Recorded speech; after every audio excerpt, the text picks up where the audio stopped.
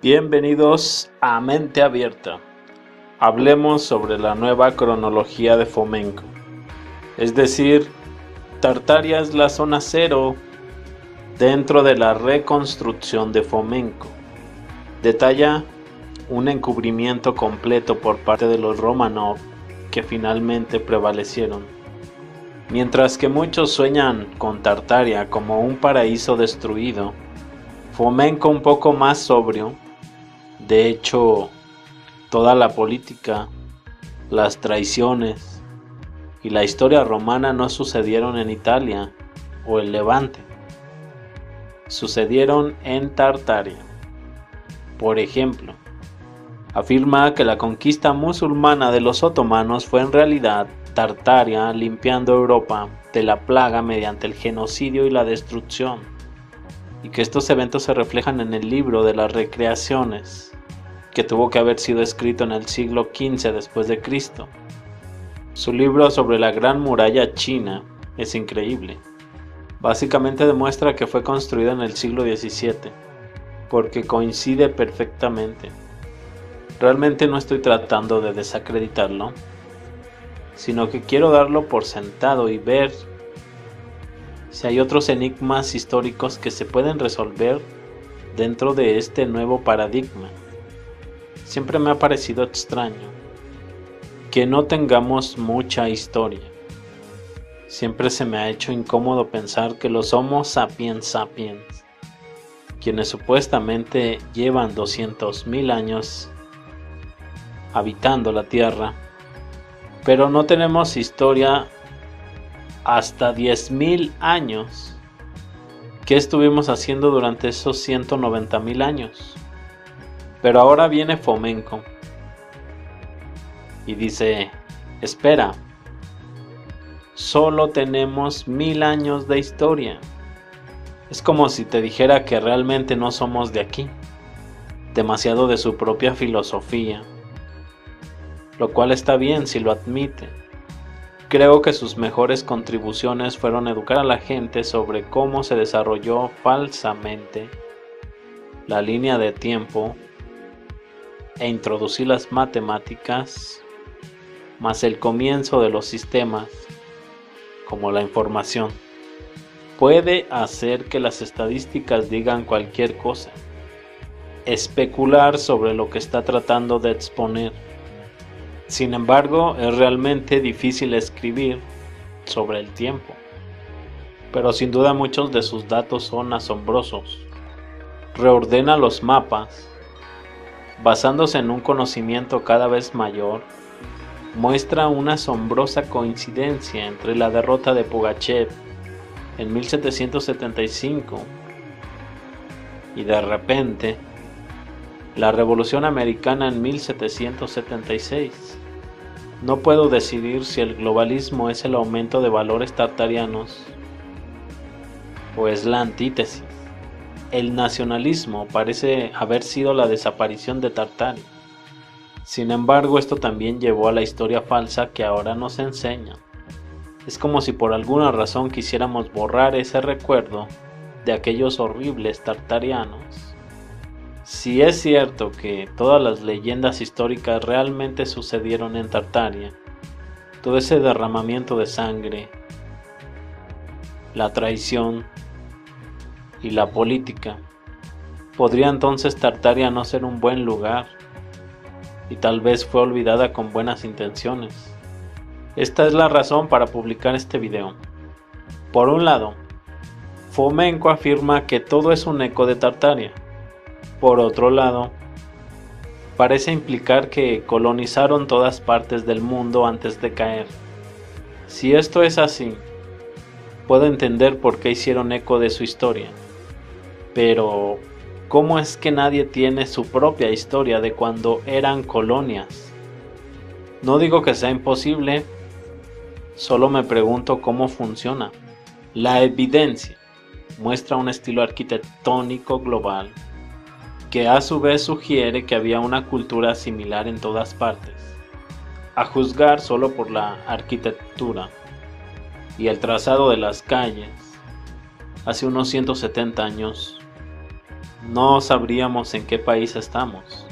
Hoy, por el contrario, solo países muy similares culturalmente comparten una arquitectura, lo que probablemente significa que en el pasado había una escuela, no geográficamente, pero sí en cuanto a plan de estudios. Desde esta perspectiva, cualquier colonización posterior solo podría ser consecuencia de la ruptura del sistema anterior, de que una determinada región se vuelva dominante y de que otros lugares no puedan defenderse. Solo puedo ver a Tartaria en el contexto anterior. Si realmente avanzaron en su conquista hasta Europa y posiblemente América. Sin embargo, personalmente, no considero que Tartaria sea ese orden unificador mundial. Es posible incluso que hayan precedido al Imperio Romano, pero no fueron la civilización principal de los constructores iniciales. De hecho, creo que todavía tenemos que averiguar cuál era el nombre de los globalistas. Pregunto, ¿vivía mucha gente en Europa hace 1000 años? Si la historia es un reflejo que retrocede en el tiempo, el teatro original de Roma, Gran Bretaña, China de Tartaria, entonces ¿qué estaba pasando en otros lugares en ese momento? ¿Cómo podría Tartaria mantener logísticamente un imperio mundial, suponiendo que su tecnología fuera medieval en el mejor de los casos? Las guerras a gran escala solo evolucionaron en los siglos recientes, porque antes del 1500 eran simplemente imposible transportar grandes ejércitos a otras regiones y comenzar una pelea.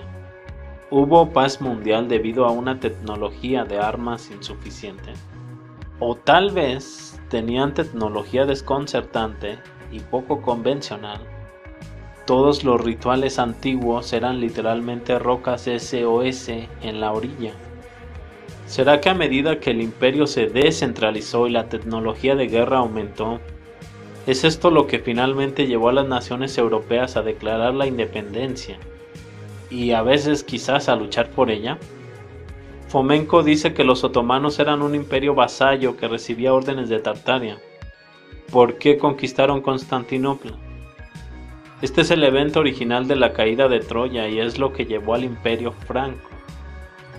Y luego viene Napoleón, que quiere reconquistar y recuperar el imperio perdido. De esta forma, ¿quién quiere menospreciarlo febrilmente más que Rusia? ¿Será por eso que Napoleón tuvo que invadir Rusia? Quizás Napoleón esperaba que los tartarianos que permanecieron allí desertarían y se unirían a él.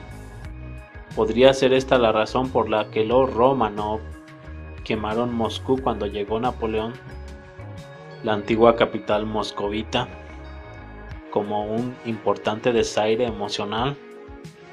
Si derrotaba a los Romanov, había restaurado Tartaria y la historia prohibida. En 1775 Catalina la Grande aplastó a Pugochev, el último zar moscovita de Tartaria. Convenientemente, un año después Estados Unidos tiene su revolución. Se debe a que Moscovit, Tartaria ya no existía. Los territorios tartarianos americanos en el noroeste en blanco estaban listos para la conquista. No se puede olvidar que Francia poseía una gran parte de la llamada Luisiana por el nombre del rey Luis. Sí, la línea Luis eran tártaros. De esta forma tiene sentido por qué los franceses de alguna manera tenían esa enorme masa de Tartaria en Estados Unidos. Y fue tan inexplorado como se nos dice. Si Napoleón estaba tratando de restaurar Tartaria, ¿por qué entonces dársela a Estados Unidos virtualmente gratis? ¿Podría ser que la Revolución Americana fue en realidad una represalia por la derrota de Pugochev por los Romanov para conservar sus tierras? Tenía que liberarse inmediatamente del control inglés. De ahí que los franceses les ayudaron a ganar. Incluso dicen que Rusia también ayudó a los estadounidenses simplemente no involucrándose. Se mantuvieron al margen, porque la Revolución Americana fue en realidad la Revolución Tartariana. Suma a esto, si Tartaria es el teatro original de las leyendas de Roma, impregnadas en Estados Unidos, eso explica por qué esta nueva república se inspiró tan estrechamente en la República Romana. Por ejemplo, es curioso que los masones tienen el águila de 2 cabezas como uno de sus símbolos más elevados.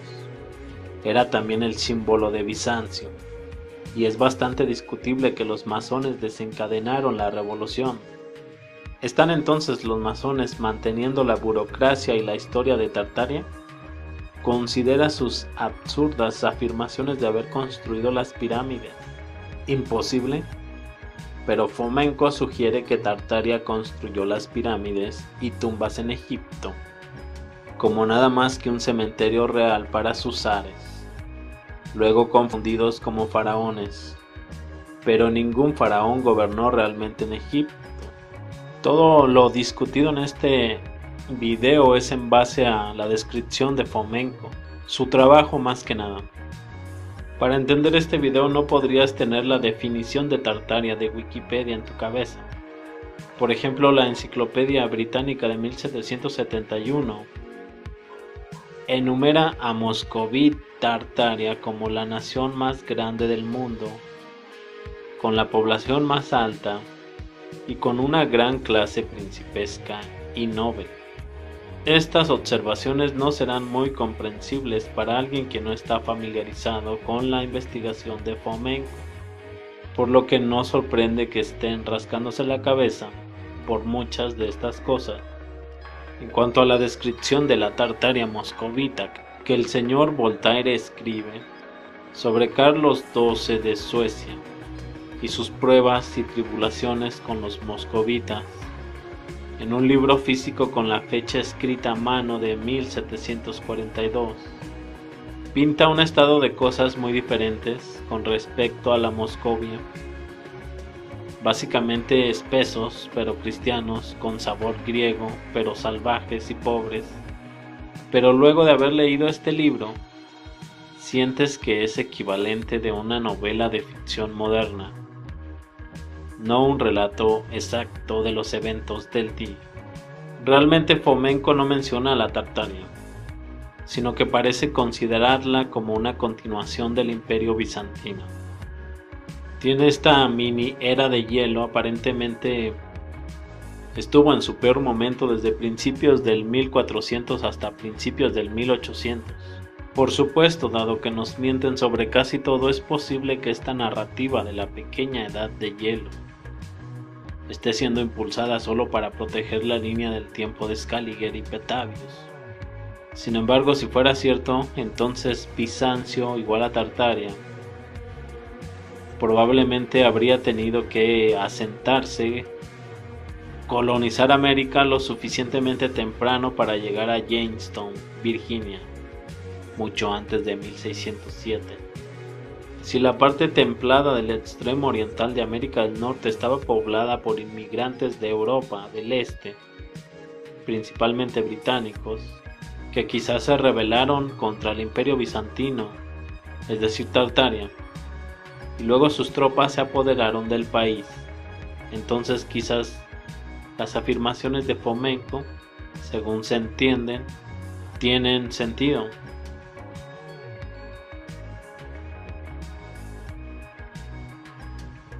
Pues bien, con eso me despido, así que los veo más adelante con más información. Solo espero puedas ayudarme compartiendo este video, comentándolo, dejándome un like. Muchas gracias y hasta luego.